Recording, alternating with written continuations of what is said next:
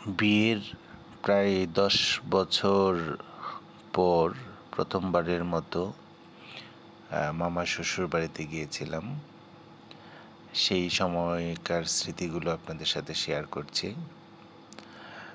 এই যে বসে খাচ্ছিলাম, আমরা অনেকেই ছিলাম, অনেক ধরনের খাবারই ছিল, কোনো কিছু বাদ ছিল বলে মনে পড়ে না। মাছ, মাংস সবই ছিল। আমরাও কিন্তু বেশ খাবারটা উপভোগ করেছিলাম। এই যে আমি তারপরে এখানে দেখা যাচ্ছে মুস্তাফিজ, এরপরে পাশে রোহান।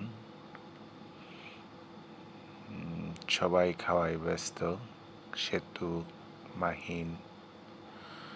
আমরা খাচ্ছিলাম মজা করে, আর যারা হোস্ট ছিলেন তারা দেখছিলেন আমি দুষ্টুমি করছিলাম। রোহান, বাসাটা একটু দেখাই, ডুপ্লেক্স বাড়ি, বেশ চমৎকার করে সাজিয়েছেন। অল্প জায়গার মধ্যে খুব সুন্দর ডিজাইন করেছেন। বেশ খাওয়া দাওয়ায় ব্যস্ত আমরা।